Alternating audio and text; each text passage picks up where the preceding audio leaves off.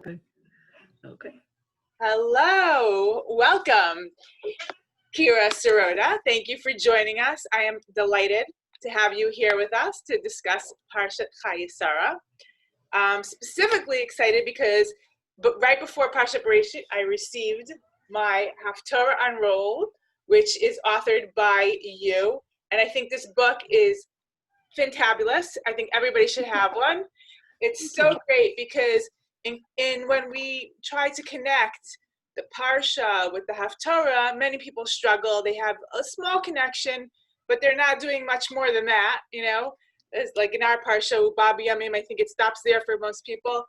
But you go farther, you go deeper in the context, you take us in time, you take us with the themes, and you make connections to make it very meaningful and easier, much easier for everybody else.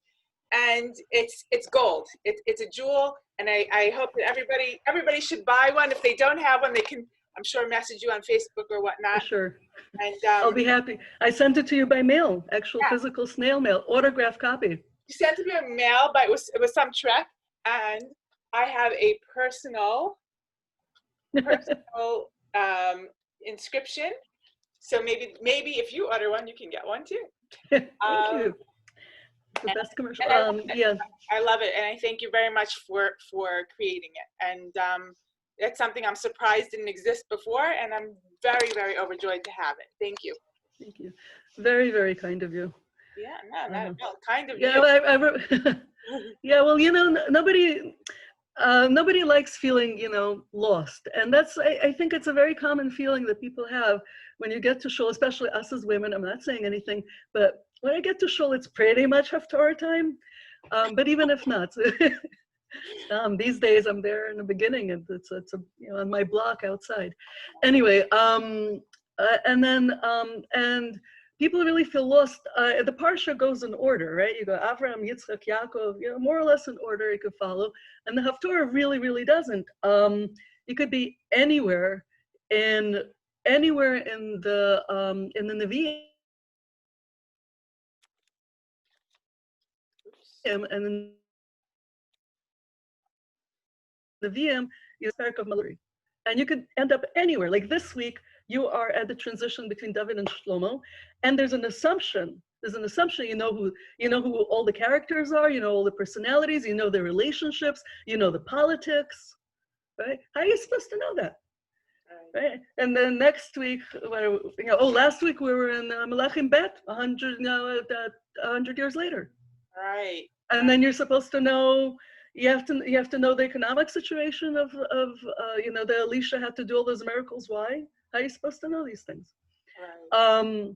And then, you know, so I don't like feeling lost, and nobody else likes feeling lost. So when I had the opportunity, this started as a shiur I gave in my parents' home from one of the shul shiurim that our shul offered, and I offered to do it.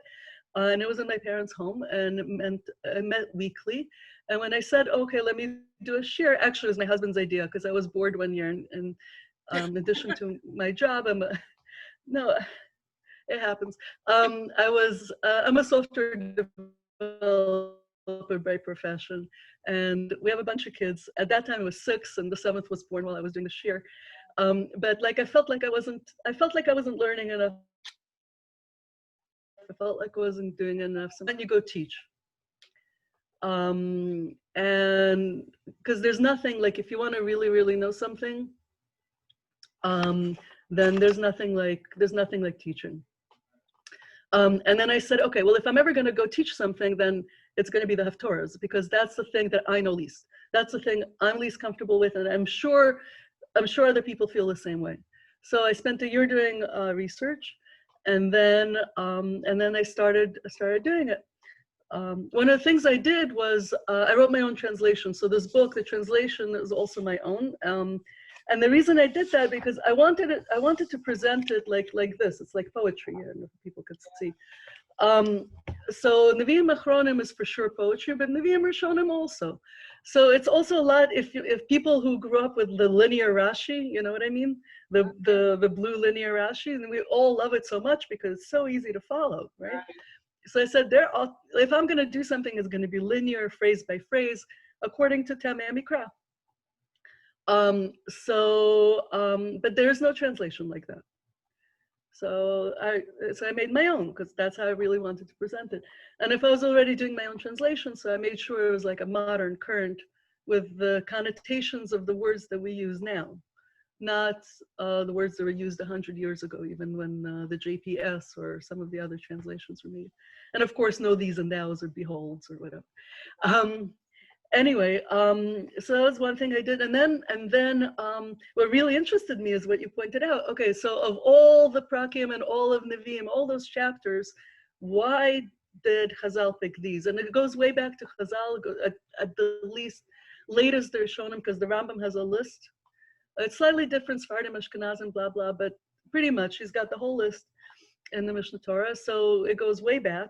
So why did they pick it? In a sense, it's the first parshanut that we have on the parsha. It's like, if this is going to be the parsha, what should we pick as the Haftorah? And the Haftorah, the choice of the Haftorah, teaches us about the parsha. So that's the perspective that I came at it with. And what I did was I looked at Midrashim, right? If they're the ones who made the choice. So very often there are in fact Midrashim that, you know how, well, when we learn Medrash, outside of Rashi, usually people say the Medrash says, and they tell you the point.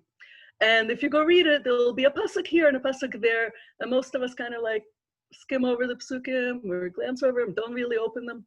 So one thing I had learned in my, I learned at Matan, I don't know if you mentioned it, so my Torah comes from there. And one of my teachers there, we had a class in Medrash, and she made us open up every single pasuk, and not just the pasuk itself, but the context, right? Because Chazal expect you to know everything, right? I don't know if you've had that experience. They say, right? Or even, I don't know if you've had this one, they'll quote a pasuk, but they mean the second half of the pasuk. Right? You're supposed to know. Right. The first half doesn't make any sense. There's no relevance. But you open it up. Oh, the second half. Oh, that's exactly what they mean.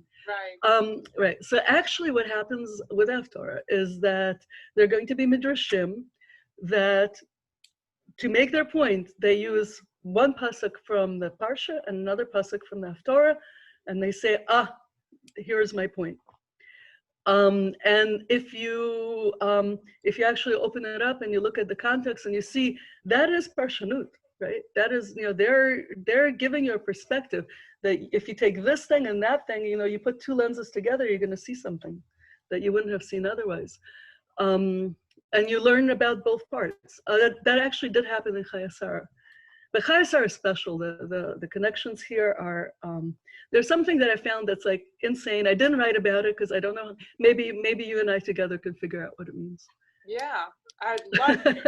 I'm fascinated. I read this parsha a few times and I had questions in my head, some that I was trying so hard to figure out and read it over and over again. Some things came to me like light bulbs of little pieces, and some things are still highly unclear to me. Good, that gives us what to learn. Yeah, but I love it. I find it fascinating. I want to start with your thoughts that you had and see if you touch upon certain things that I've been thinking about and meditating on, and share these thoughts with everybody else and see where we get. But to start, where would you like? What Masha Balach this evening? You know what? So let me demonstrate how this works. So with the Medrash, because you actually brought it up. You say, people are usually done with, David Zaken Baba Yamim and Avraham Zaken Baba Yamim, right? Right. Guess what? That's the Medrash. Yeah. You and Chazal. So let me read it to you actually, but you'll see it takes, okay. So it says, on the pasuk of David HaMelech Zaken Baba Yamim, and this I got from the Yalkut Shimoni. I take them, often there's a medrash, it's repeated in the Gemara, it's repeated in one of the Reishi Rabbah, and sometimes Yalkut Shimoni's got the version that made me happy, so I just picked that one. Anyway, so David Zaken Baba Yamim. So it says, Ateret Tiferet Seva, the crown of glory is gray hair. It means, being able to reach being able to reach old age shows achievement, yes? I'm not there yet, I dye my hair, but okay. Anyway,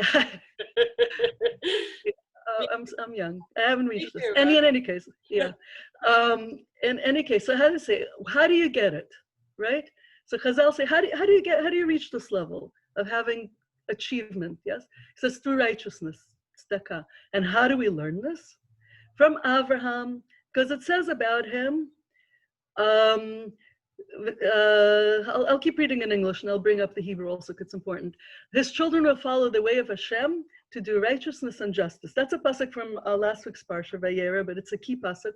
I'll come back to it in a second. In any case, from Avraham, because it says about him, his children will follow the way of Hashem to do righteousness, he earned gray hair, he earned old age, as it says.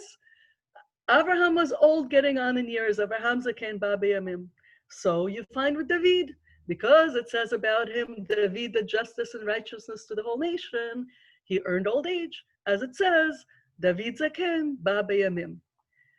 So, what we have here, first of all, they're taking the two things that they have in common, and it really is but it does not say zaken ba b'yamim many times. It says it twice. Once by Avraham, once by David HaMelech. So Chazal look at that and they say, okay, what else do they have in common? Truth is, Avraham and David do not have a lot in common. The Parsha of the Haftorah, we'll see that's one area where they overlap, and that is ensuring their legacy.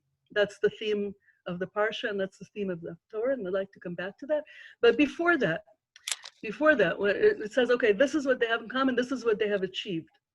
So what else do they have in common? So they find a pasuk about Avraham and a pasuk about David, but those are not random. The pasuk they bring about Avraham is key to understanding not only Avraham, not only these parshas of Lech Lecha, Vayera, and Chayei Sara about Avraham's life. I think it's key to understanding what the Torah wants from us. Period. End of story.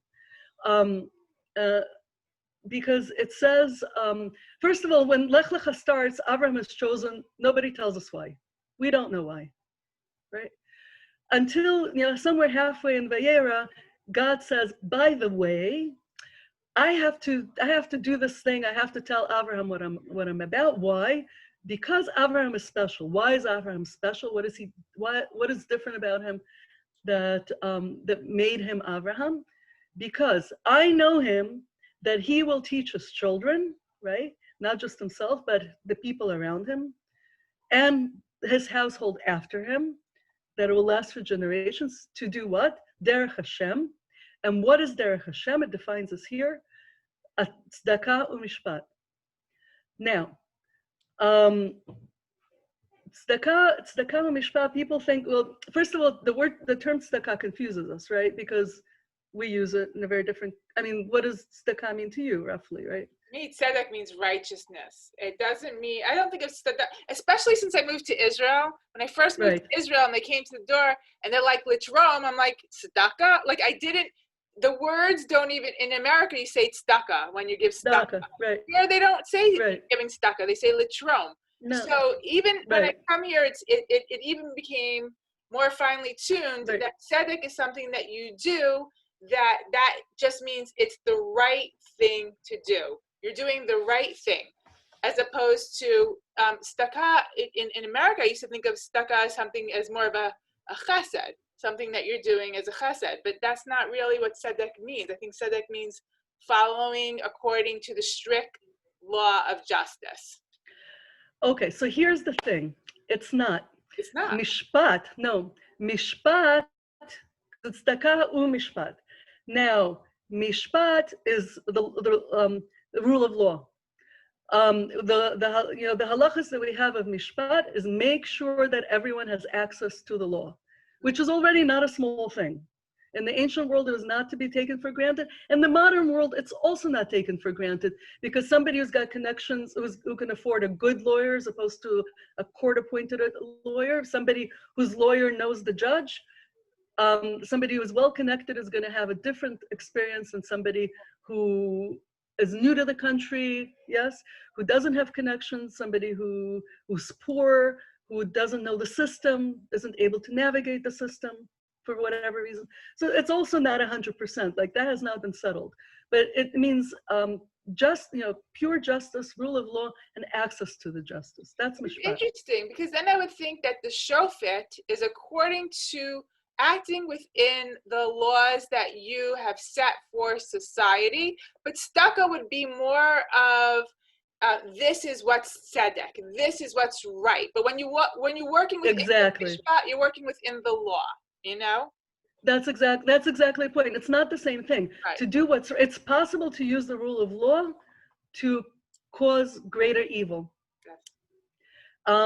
And I mean, I don't want to talk about politics or anything like that. Let's say a very, very simple case is a child in the classroom, right? A teacher has rules. Children have to follow the rules. The teacher has to enforce the rules, right? But sometimes if a teacher does it, if it enforces the rules too strictly, too much according to the pure law, it can cause great evil, right? So tzedakah is making sure that the rule of law does not cause evil, but it adds to the greater good. Now, no, there's a tension between the two. It's not trivial. It is complex. There are two things that have to be balanced. You go too far on that side, and it's no longer a rule of law. It's no longer just. You go too far to the other side, and it's tyranny. So it has to be balanced. So derech Hashem tzedakah umishpat. The more I learn, the more I see the Torah wants from us, demands from us, the ability to balance opposite complex values. Yeah, if you look at it, you'll see it everywhere once you start looking. Are we universal or are we particularist? Well, both. It's just everywhere. Are we capitalist or are we socialist? Well, frankly, both. The Torah is very serious about the value of property and the ownership of property and protecting it. On the other hand, there are certain restrictions that it places. You can't, you're not going to be pirates, So, and that's throughout. So the Tzedakah Mishpat is a prime example of this is what God wants from society, and this is what he appointed the Jewish people to do. Okay, now that takes us to David HaMelech. So they say David HaMelech way back when he first started his kingdom, there's a parak that one of the chapters there, I think 8, defines the structure of his court, the structure of his government, and who does what. And it says, so-and-so did this, and so-and-so did this, and Yoav was his general. And what was David doing? Aseh mishpat tzedakah l'kol amo. Right? He was doing righteousness and justice for the whole nation. So what Avraham was able to do as an individual, David HaMelech was able to do on a national level. Right? So, and that is what earns them both Zaken ba Bayamim, the legacy, the crown of old age. And because they actually were able to fulfill God's vision that was, iffy. It's not easy. The Torah asks us things that are not easy. So that's the connection, right? That's the first words, right there. Right. That's amazing. And I also think of Avraham and David. The connection is Avraham is the beginning of all of. Well, of course, we talk about monotheism, but if we just want to talk about Judaism right now, but you can talk about it all. You can talk about universe in terms of Judaism, but universally, Abraham was the father of monotheism. And then David HaMelech, in the end, is the one who brings it all together with Mashiach, which is also universal. It's not just, Messiah is not just for the Jews. So and guess Abraham what? is the beginning, David is the end. And, what keeps it going from start to finish? I think it's that tzedek umishpat to Absolutely. And you mentioned Mashiach. That was 2 weeks ago. Noach. Actually, it shows up all the time. After a while, I was like, okay, why am I translating these things yet again? And that's the theme yet again. That's what Chazal point to yet again. Apparently, God really cares. It shows up all over the place. Yes, Mashiach. What is Mashiach known for? Tzedakah umishpat. Yes, same thing. Yeah, and he gets that from whom? From David Melech. And by the way, Abraham's not the first monotheist. There are plenty of monotheists before him. Right. But Noah was, when Abraham, if you do the arithmetic in the Torah, when when Abraham was born, Noah was still alive. Right. Yeah, and we talk about the yeshiva Shem Be'evra. I don't know how much of a yeshiva was per se, but they were around. They taught. They had what to say. That wasn't it. What made Abraham special is that he was aiming for tzedakah mishpat and to teach the next generation tzedakah mishpat. Yeah. So and David also. So here's the thing. In real life, it's not so easy, right? You can have all the principles in the world, but in real life, you got to deal with politics. Yeah. And this Haftorah is all about politics. And in real life, you got to deal with the politics of family, which is also politics. We know that. And that's what Avraham's servant, and no, it's not Avraham himself goes. He has a servant who's not named, by the way. The fact that he's Eliezer is, that's what we know, because that's what our Ganena told us, our first grade teacher told us. But, and it might have been, I'm not saying it wasn't. But that's not the point. The point is, he is a random servant of Abraham's house who knows how to do it. He knows how to navigate a complicated situation without the use of force, without intimidation, without manipulation, right? I mean, he's a very, very, very wealthy person. And, he's got a mission to do. He's got to go and convince a family to send their daughter to marry him, right? And you know what? This really, it was only when I was writing it that I realized the connection to this. What's the alternative, right? What's the alternative to getting Rivka to agree, getting the family to agree? Because we're so used to there not being an alternative. It's not part of our culture. It's not part of what Abraham built. It's not part of what David built. So we can't even imagine it. But in so many other cultures, nobody asks. Right. Avraham is a very wealthy man, and he can just take. He can buy. Worse than, there's buying with money, and there's just, taking. The alternative is before the flood and the end of Breshit, mankind builds this wonderful civilization. There's technology, there's arts, there's science, right? From Bnei Kain, if you look, you'll see it. And God destroys it. Why does God destroy it? Because it says, so these great men saw these women and they took whatever they wanted. So the fact that society was built so that if you're wealthy, you could just take. If you're powerful, you could just take. So that's the opposite of tzedakah mishpat, right? That's what, God destroyed the world. Didn't help so much. Because what happens with Avraham and Sarah and Lech Lecha? He goes to Mitzrayim and he has to say, you're my sister. Why? Because if she's married, they have to kill the husband and, they can just take her. If she's available, then they can negotiate. So they negotiate, they give him money, they try to convince him, blah, blah, blah. There's a whole shidduch process. So it allowed them to play in the shidduch process. The alternative was they kill him and take her. Right. So it's not like it was wiped out from the world. Avraham Avinu also, not our Avraham Avinu, but in an alternate reality of Avraham's, where he's a wealthy man with lots of camels, and camels were not common. It's like I don't know. Israelis used to say Mercedes, but now Mercedes is all over the place. Right. BMW is all over the place. I can't even say. A Lamborghini. Okay, a Lamborghini. We don't see too many. So he's got the Lamborghini with like an RV attachment, right? With stuff. That's a vision. Anyway, so you don't see too many RV. All right, whatever. No, so he's got I don't know. He's got a big fat van of stuff, and he's wealthy enough that he can just take. He can just take.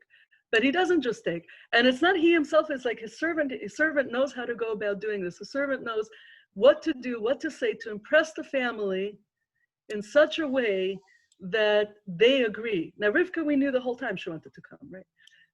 Spoiler, right? We knew. But she's not going to go if her family keeps her back. Like, they had the power over her as well. Yeah, but apparently they didn't know too well that she would be so willing. I feel like when they ask her, like, well, he says 10 months a year, let her stay, and they're like, and he's like, don't delay me, and they're like, well, let's ask the girl. Let's ask the girl. What do you want? You want to go with this man? You don't want to go with this man? No, you've never seen him before. Yeah, I'm out of here. I'm out of here. Bye. See you later. Yeah, exactly. I think they were anticipating that when they asked. No. It's clearly a delay. Clearly a delaying tactic. You can follow the delaying tactics, right? Right. So that's not trivial. It's not trivial to be able to accomplish that. Nechama Leibowitz traces the differences between what he said. I learned something really amazing today. Yeah. Just this morning, I'm in this class in Matan with Yoshi Farjun, and it's about comparing what was the literature of the world that Avraham Avinu was living in to our Torah, and to see what the Torah was up against, right? The Torah is very subversive, right? It doesn't land like, oh, there was, Tov Vavohu, there was nothing in this world, and Avraham brought civilization. No, by the time we get to this parsha, we've got everything. We've got all the trappings of civilization. Like, they don't have cell phones, okay? But other than that, right, they don't have the internet. But okay, but they have money, they have contracts, they have everything. There's an entire world out there, and we're the subversive part. We're the difference. In any case, so we're looking at one of the ancient texts from that world, the world that Avraham Avinu grew up with, and it's very repetitive. Like, it has like a chorus. Like, they'll have words. It'd be like a song with a chorus. The chorus is repeated word for word. One of the things that Dr. Farjun pointed out is that the Torah has very, very few places where things are repeated verbatim. There are a lot of things that are repeated, but they're almost always with some kind of change. There are very few, like the Nesi'im, and there may be one other place. The Aseret Dibrot aren't even repeated verbatim. And certainly something like this week's Parsha, which is all repetitions, the repetitions, there's a difference. And the reason for that is it shows that it's a text meant to be read. Because if you're, as he pointed out, if you're writing the words to the lyrics of a song, you're writing, you write the verse, and then you write the chorus, and then you write the second verse. You're not going to write the second chorus. You just say, go to chorus, right? When you sing it, when it's in front of people, then the more the chorus, the more familiar it is, the happier they are, the more they enjoy it. But if you're writing, if your target audience is reading, then the more their differences, the more engaged they are, because they want to understand what's going. They want to see the differences. They want to feel the differences and parse them and do the parshanut like we do. So it really just highlights just how much the Torah is meant for a literate audience and for our engagement with it, as readers. Any case, that's a side point, but I learned it today, so it's very exciting. Right. I love that. I was trying to compare and contrast the differences, because I felt, although everybody's like, why does it say the same story over and over again? But I don't really see it that way at all. When I compared it, I noticed things that were added, things that were missing, orders that were changed. And I really understood God is telling us, because like the Midrash says, like, and you pointed out in your book, I think, and you've said that we learn more from the sichot, from the conversations of the Eved of the righteous than we do from the halacha that we have to extract from a hint, from a small thing. So it's very ironic that. Yeah, but it's so true, because in learning, in comparing and contrasting, you learn what you say in the presence of your master, who is an Eved Hashem, and what you say in terms of somebody who's the opposite end of the extreme, who's a swindler, who you have to persuade because you want them to follow in suit with what you know to be the will of God, and what you know will best get them to comply with what is right and what is will of God. And they're not the same thing, because people, I know too many people that think what's right is right is right, and you say the same thing you have the same, like you say, chorus coming from your mouth. The chorus that you use coming from your mouth doesn't work for this person the way it works for that person. And it's very, very important how you approach, who you approach, when you approach, what you say, how you say, when you don't say it, what you add, what you leave out. All of this is, I feel, there's a wealth of information in this parsha given to us in order to explain to us the midot, which we know, derech eretz kadma l'Torah. We know that the midot come first, because even if you have all the right halachot, all the right ways set right in front of you, if you don't know how and when and where and what words to use for what person to explain, how and what you're supposed to do the right way and who you're speaking to, you're going to fail. You're going to flop on your face. You can have all the 613, but if you're not talking to the right person the right way, it's worth nothing. It's worth zero zilch. You have to understand how to deal with people. And I think that you learn so much from the different ways that when you compare and contrast, that it's to me, it doesn't become so much of a mystery after studying it, I mean, and plus, obviously, maybe I see 10% of 100% that's meant to be seen. And every time I look at it, I want to study it more because I know I'm missing things and I know I don't know things, but. So that's the thing, that's the beauty of it. Like the fact that you have this feeling, the fact that that we can read it year after year and generation after generation, and we feel that there's more, that's brilliance. That's brilliance. I mean, you don't see it in other, I mean, my first year after my year in Israel, after my year in Mechlala, I was in university, and I'll say the name because it's relevant to the story. I went to Harvard. Okay, so I don't usually tell. Yeah, I don't usually tell. Because you get, oh, you're so smart.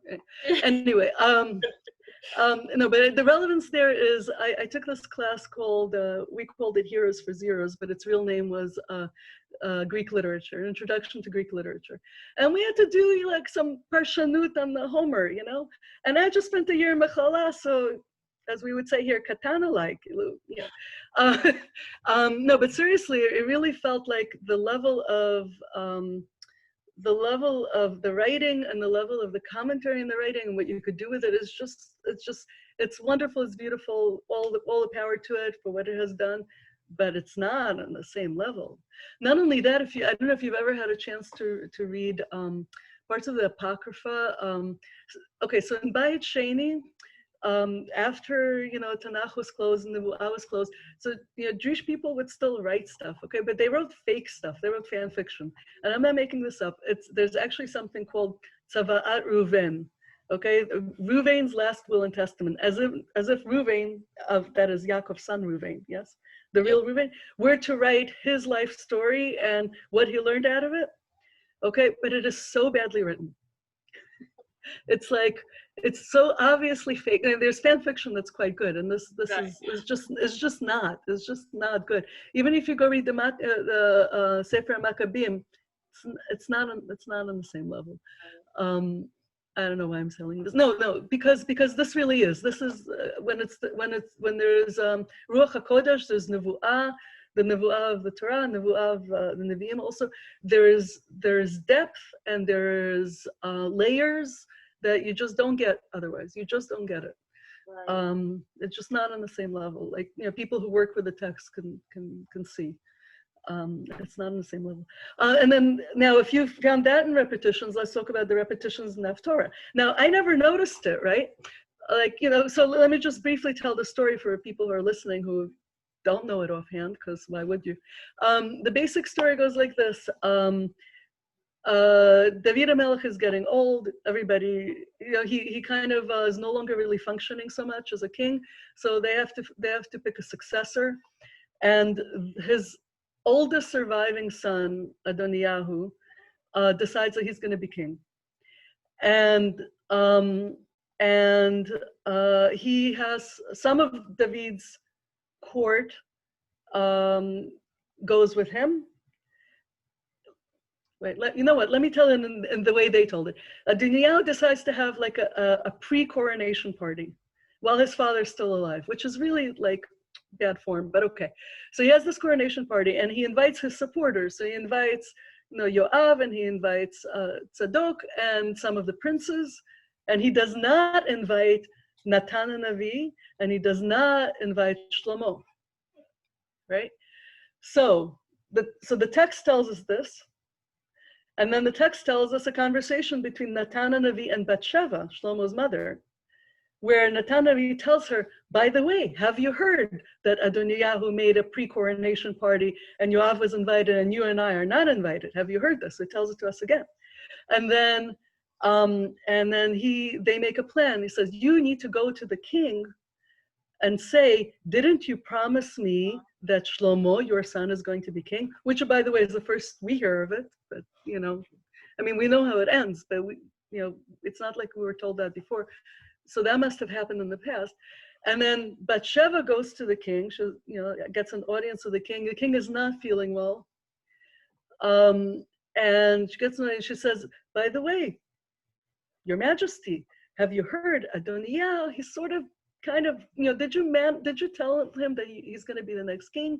Because, some people are with him. She doesn't mention Yoav's name because Yoav was his best friend for years and years. And apropos what you were saying, what you say to whom? And he said, no, because didn't you tell me? Because but didn't you tell me? So that Shlomo was going to be the king, and meanwhile maybe Adoniyahu, maybe I don't know, maybe something. And then they had it planned out between them that as soon as Bathsheba stops talking, Natan comes in. Natan comes in, he tells us the story yet again, right? Slightly differently. And then, David has enough of this, and David gets up and he says, yes, absolutely, by the end of this day, I will put Shlomo on my throne. And in fact, the Haftorah ends here, but did I actually write what will happen? No, I didn't. But sometimes I actually wrote a little postscript because the Haftorah ends in the middle of the story.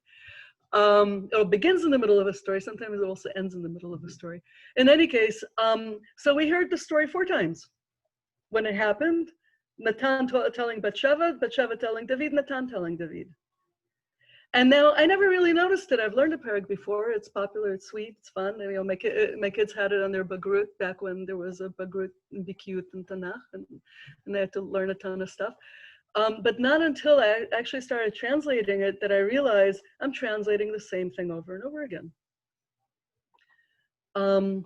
There isn't a medrash on that. So it was up to me to try to figure it out. Because you have a connection like that it's not that it happens in every parsha, it's not like it happens in every parak in Tanakh, this level of repetition so many times. So that's I sat down with it, and I really believe that what I took out of it is what we are meant to learn from it. That is to implement, because this is the first succession in the history of the Jewish people from father to son, and there's a conflict. Now we know what happens in successions of the monarchy when there are 2 competing brothers with competing sets of followers. We know what happens. We've learned enough history, right? It's the Kal Mishpat, it ain't, right? Right. There'll be bloodshed. Even again, not saying politics, but even now the transition in the United States, and they're all anxious. Back then it was a default behavior. So how do you do this as a first transition in the history of the Jewish people, the first king, the first father and son succession? Is there going to be bloodshed? Right? We have to think about, my teacher from Matanos, Snad Avraham and Shiloh, taught us to read what it doesn't say, right? To read what the alternative was. Just like with Avraham, the alternative was that he would just go and take, like people used to do, like wealthy people used to do, until, well, there's societies, they still do it. And here the alternative was also something we have to think about. It's not obvious that Shlomo is going to become king without bloodshed. In fact, like Natan says to Bathsheba, if Adoniyahu becomes king, you're dead. And that's what would have happened. He would have killed Shlomo, he would have killed Bathsheba. Right. Bathsheba is the king's mother, there's a status being the king's mother. So the fact that it didn't happen is a very, very big deal. A very, very big deal. It's how you ensure your legacy. How do you work in the real world where there are politics and there are factions? And Yoav had very, very good reasons to not want Shlomo to be king. Very good reasons. It's not easy. Yeah, I like what you're saying, because especially when you're talking about Avraham Avinu and David HaMelech, both of whom had specific promise from God about their children, that Yitzchak was going to take over from Abraham and that he was going to be the father of the Jewish nation, and with David HaMelech that Shlomo HaMelech was going to take over the kingship. And especially at that point, when you know that you have God on your side, you're on the right, you're doing God's will, that a lot of times is not such a good recipe, because people will be like, I have God on my side, so they think that, they can do whatever because they have this promise from God. So specifically, that's a really yeah, it's a really excellent point. Never mind, Natan is an actual prophet. Right. Okay. Never mind. Like we say, oh, I'm not a prophet. Natan HaNavi was in fact actually an actual prophet. Right.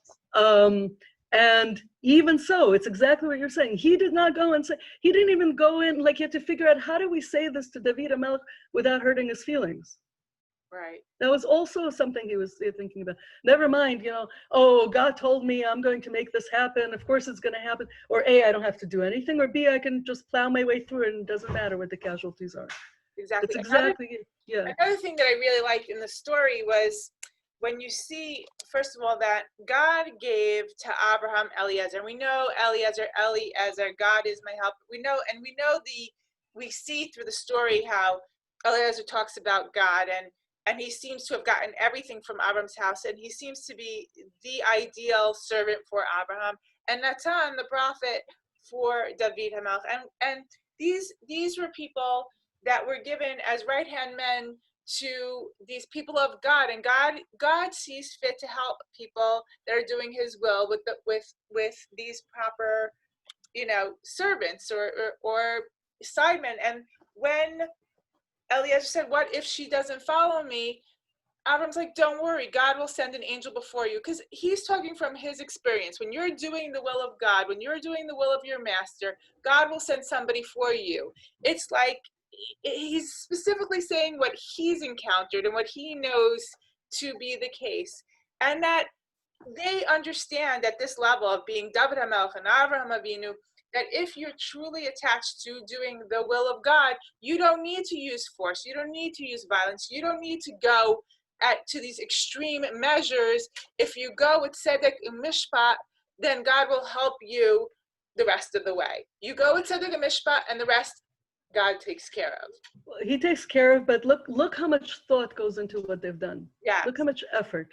So that's what I wanted to emphasize, that yes, we have, God will be on your side if you don't screw. If you do tzedek and mishpat. If you do tzedek mishpat, there's a different one. The Haftorah of Bechukotai, Baruch HaGever and Arur HaGever. It's worth looking. He also talks about that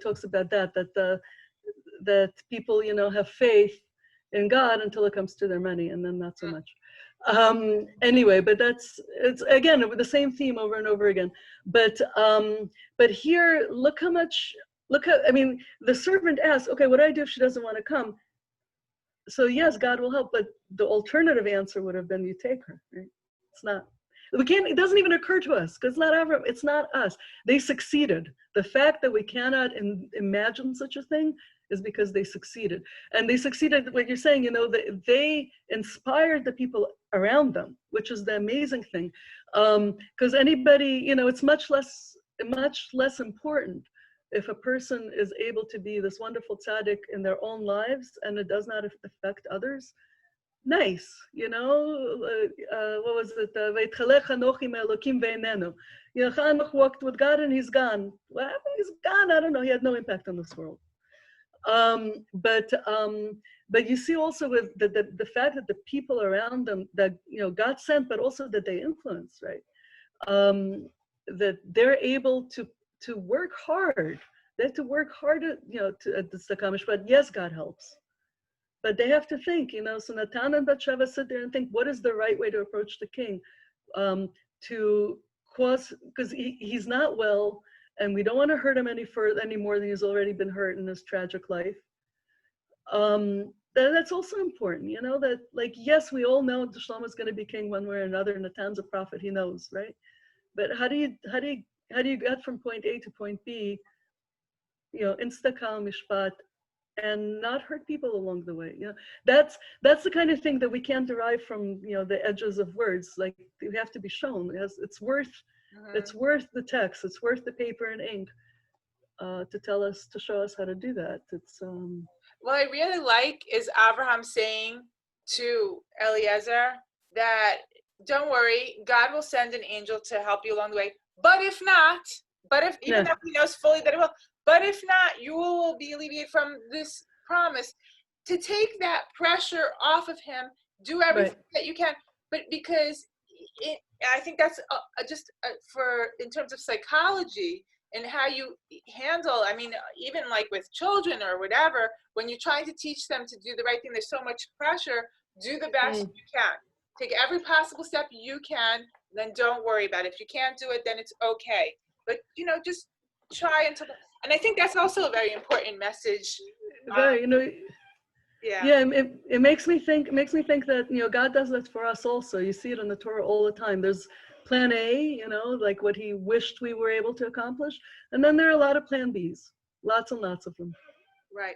What we're actually able to do. And I guess it's okay. Yeah, it's a very good point. Like, I hadn't thought of that. Yeah, it's something that's not really relevant to what we're talking about, but I don't know if it hit you this way, the way it hit me with the story with David and Bathsheba. And he's old in age, and he seems like he's not all there the way he once was.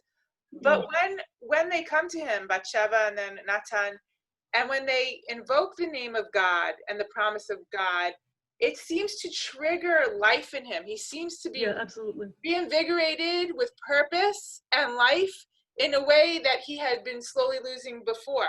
And it really, I felt very moved emotionally about how he rises, right? The lion rises. Exactly. Right? You felt that also? Yeah, absolutely. The text makes it like really powerful. That he's really retreated from the world. He's in his room with his Filipinit, as it were, and and nobody really goes in and out so much, and he's not really involved, which is why Doniah thinks he can have his coronation. But when he needs to do something, the lion rises, right? And then she ends it, Yechia Melech, right? What does she say at the end? Yechia Doniah Melech David Leolam, right? David Melech Yisrael Chai V'Kayam.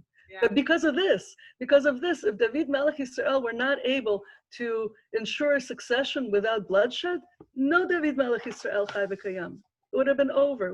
God would have had to find a plan C or D or whatever. Right. Would have been over. It would not have been Malchut Yisrael. Malchut David would not have happened. Right. Can I show you something very, very cool? I don't know. I don't know what it means, but it's very, very cool. Okay, so this is another of the connections. It has to do with the structure. Now, the parsha starts like this. The parsha starts with Avraham purchasing land in land in Eretz Yisrael, right? That becomes meaningful, and then he ensures his succession, right? And there are issues having to do with making sure that there are problems and their problems are solved. And the end, he ensures his succession, right? So the Haftorah, the Haftorah starts at the second part where it shows that he's old. Sorry, I missed that part. Starts with buying the land, then it talks about his old age, and then it talks about ensuring his legacy. Now the Haftorah starts with David and his old age, then it talks about ensuring his legacy with all the problems that it has, and a positive resolution, right? But this is an interesting thing. This is the first parak of Melachim Aleph. If you go to the last parak of Shmuel Bet, you know what the last story is in the last parak of Shmuel Bet? What? David HaMelech buying the place of the Mishkan, of the Mizbeach from Aravnai Vasi. Oh, I love it. I love that because I was thinking when I was trying to compare, because they say with David HaMelech and Avraham, and I was trying to bring up whatever I could in terms of comparisons. I was thinking something that made me think was Avraham had Yitzchak, this promise of Yitzchak, right? And David had this promise of Shlomo. And Yitzchak was the one and only of the Avot who was in Israel, could not leave Israel, and then the line would come from him. And also Shlomo HaMelech was what David HaMelech couldn't make the Beit HaMikdash, right? Shlomo made this house of God, you know, which is Israel is really, to me, is a house of God. And then, I mean, I don't want to really go into the whole thing with the Beit HaMikdash and the way I think that's really plan B. I really don't think that. I didn't say it's plan B. Huh? Beit HaMikdash not plan B. I mean, yeah, well, that's debatable. That's a very long discussion. Okay. I mean, yeah, I know where you're getting at. I know where you're getting at. But let's say, but anyway, let's say, for my purpose, it works the Beit HaMikdash anyway. So, right. So that they and there's something about this just coming from Abraham and coming from David, the place to be with God, where God resides, which really it should end there. You know, I think when there's error and there's sin and there's complications, just like in the Garden of Eden, then it goes, and then we have to take this long journey till we get back. Just to get which back, is what right. where I wanted to talk about, because what I love about Chayei Sara is that it starts with this Marat Machpelah, the purchase of the land, and it ends with finding Yitzchak a wife. So that's continuing. Yitzchak the wife is continuing the future. Marat Machpelah is past. Burying Sarah is the past, and Yitzchak is the future. So you have the past and the future. But Marat Machpelah, it's a double Ma'ara, and we're told, you know, in the Kabbalah and the Zohar, whatever, that it's the portal to Gan Eden, and that there's this like parallel universe. It's not, when there's a death of tzaddikim, it's not a death of tzaddikim. It's going to the Gan Eden. It's Chaim. There's the Chaim and Olam Hazeh, and there's the Chaim and Olam Haba. So it's not a death, but so there's a continuation from the Avot in Marat Machpelah to the next life, and then there's a continuation in the future in this life, and it just shows this kind of infinity, sort of. And I mean, you don't want to say nothing's infinite. Yeah, that's God. the loop. Yeah. The strip. Yeah, the connection. Yeah. Of all our being. And so to me, the Chayei Sara is the beginning and the end and the loop and the whole picture of it. And and I never saw it until now, and it just why I really love it is because I feel it's so all encompassing, and I feel like that also the with the Tzedek and the Mishpah and the Maran Machpelah and I feel like everything goes in between there, because they also say everything, even the prayers go through there. They go through Chevron, they go through the Marat Machpelah, and all of this we know with Kalev going there, and it's a place of prayer. It's the place where everything comes alive. You think of it, it's a burial place, but it's not. It's the place of hope. It's the place of living. It's not the place of death. And I love that concept that comes through in this parsha and really brings new meaning to the word life to me, you know? Chayei Sara, it starts with her death. Yeah. So just taking it to a different level, because I also see, I mean, what I've been talking about is on a very, very practical level. How do you live your life? How do you talk to people? How do you make the right thing happen with human beings, right, in this world? Yes. But I know that there are other levels, and when you look at something like buying the Mara, which it's got that like very, very practical, here's the contract, this is how contracts were signed back when, and no, it wasn't written in the time of Ezra, because how would Ezra have known what contracts were written like in the time of Abraham? different story. But in any case, and then when I flip back one page in the Tanakh, right? Because yes, there's a meaningful difference between the different Sfarim, but there was a time it was written together clearly. You flip back one page in the Tanakh and you read the story of the purchase of Yerushalayim, of Har HaBayit, of the Mizbeach from Arav Yevusi, and it's also it also has a lot of power that is clearly not from this world. It also, in the context of a Mageifa, I don't know if a lot of people have, and when this Megeifa started, went and looked at those prakim. It's worth seeing. There was a Megeifa in the Malach of Yerushalayim with the Cherev. That's what I was talking about. We read it and mentioned in the Agada.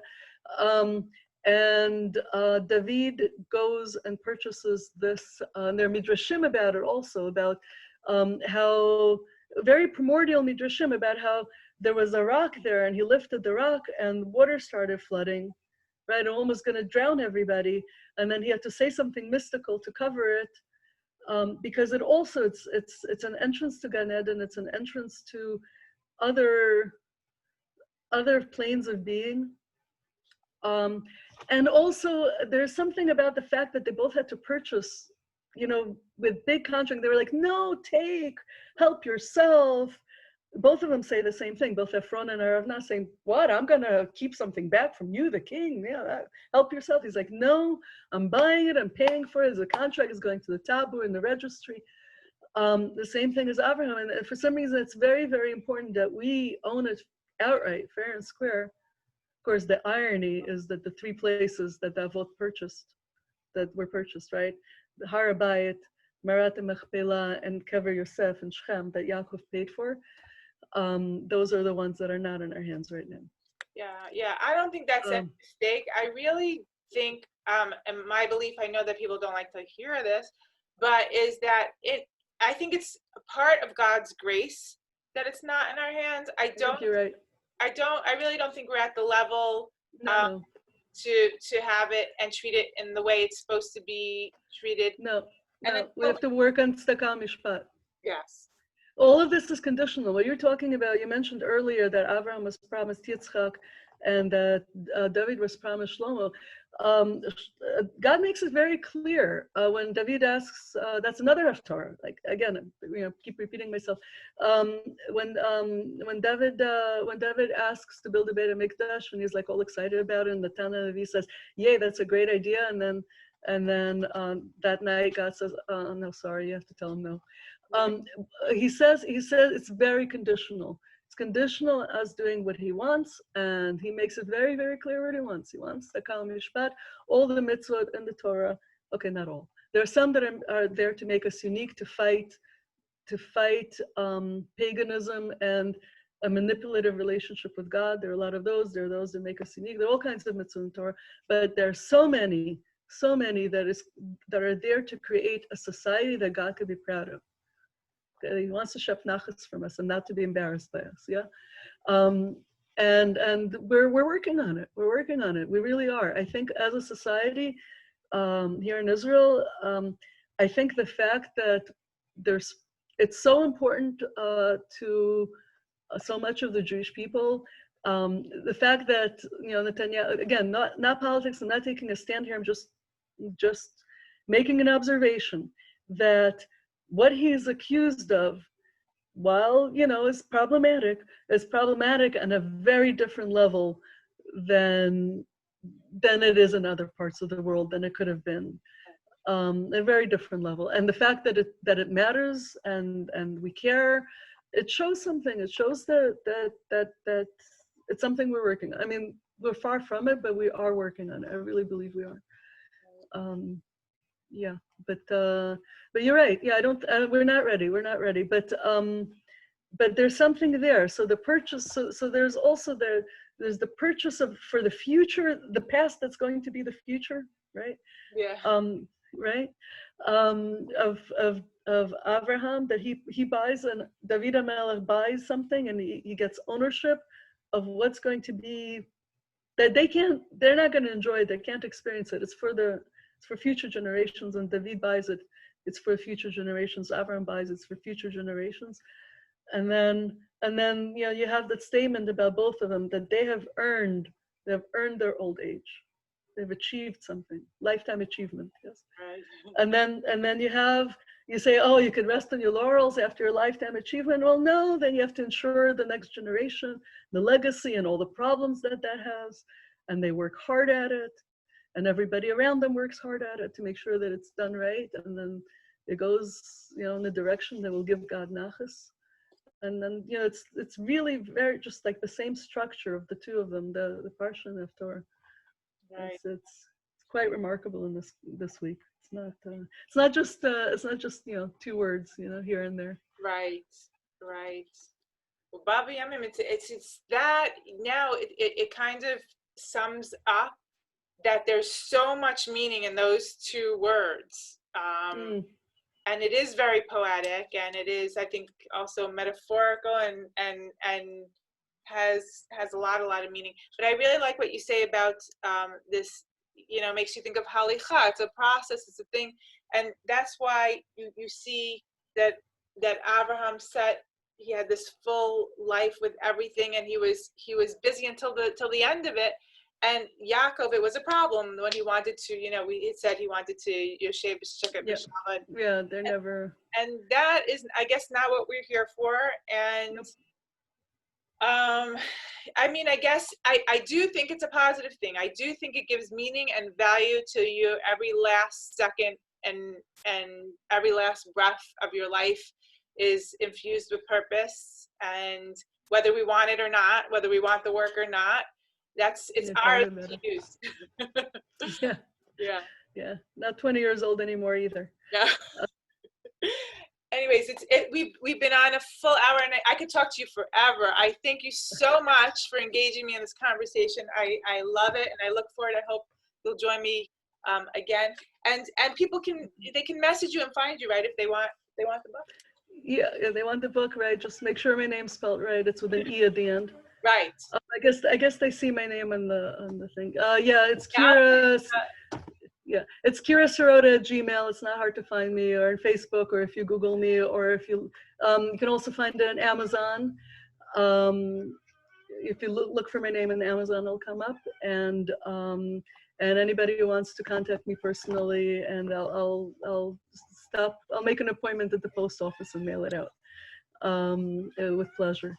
And thank you so much. And it was an honor and a pleasure. And it's wonderful, you know, talking Torah to somebody that, you know, who enjoys it as much as you do. Yes, right? it's our love, right? Yeah, passion. Right. Thank you so much, and thank you. to everybody. Yes, thank you.